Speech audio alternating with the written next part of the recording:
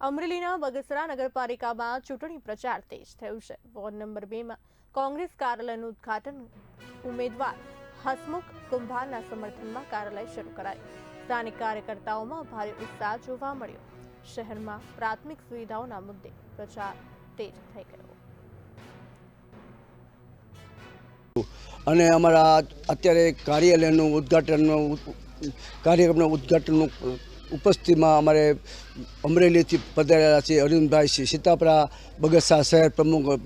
છે અરવિંદભાઈ શેખ અને બગસરાના અમારા 4 ઉમેદવારો, કોંગ્રેસના 4 ઉમેદવારો અને અમારા સમાજના તમામ અગ્રણીઓ અને અમારા મોટા વડીલો બધા ઉપસ્થિત અને આજે અમારા કાર્યાલયનું ઉદ્ઘાટન કરીને દીપ પ્રાગટ્ય કરેલ છે। ત્યાર પછી અમે બધું આયોજન કર્યું કે આપણા વોર્ડ નંબર 2ની ચૂંટણી માટે વોર્ડ નંબર 2માં જે ઉમેદવારો છે આપણે ચૂંટણી લડી રહ્યા છે તે વોર્ડના કામ માટે અને સમાજના કામ માટે અને ગામના વિકાસ થાય અને ગામનો વિકાસને સારી કામગીરી મળે અમે ચૂંટાઈને આવીએ એટલે અમે આવું એક લક્ષ્ય કર્યું કે આપણે જે કાંઈ કામ થાય સમાજનું અને ગામના અને વોર્ડના વિકાસના કામ કરવાના છે।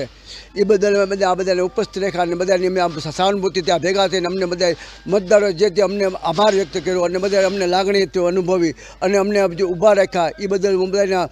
આભારી છું। અમે અમરેલીથી અમારા આગેવાનો સાથે અમે અત્યારે પધારેલા બગસરા 2 નંબરના વોર્ડમાં લોકોનો ઉત્સાહ જોઈ અને અમારે વાલ્મીક સમાજના હસમુખભાઈ જયરામભાઈ કુંભાર કે જેઓ બિન અનામત આ વોર્ડમાં મને હરખની મારી છાતી એટલા માટે ગજગજ પૂરે છે કે ઓપનમાં અમારા ઈસમને આ ટિકિટ આપી અને એની પેનલ મજબૂતાઈથી ચૂંટાઈને આવે એવા પ્રયત્નો કર્યા હતા। સમાજ લોકોના વિકાસ અર્થે, સમાજના વિકાસ અર્થે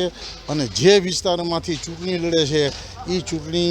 લડી અને ચૂંટાઈ આવ્યા પછી શહેરના વિકાસ જેમ કે ગટર, પાણી, રોડ, રસ્તા, સફાઈ, લાઇટ અને આ વિસ્તારની અંદર વાલ્મીકી સમાજ દરેકનો વિકાસ થાય એવા શુભ હેતુથી આજે પ્રજાને વચન આપેલું છે કે અમે ચૂંટાઈને આવશું તો શહેરના કોઈ પણ તમે ઈસમો આ મતદાર ખાલી અમારા 2 નંબરના વોર્ડના મતદારો નહીં પણ કોઈ પણ બગસરાના ઉમેદવારો અમારા ચૂંટાયેલા પ્રતિનિધિઓને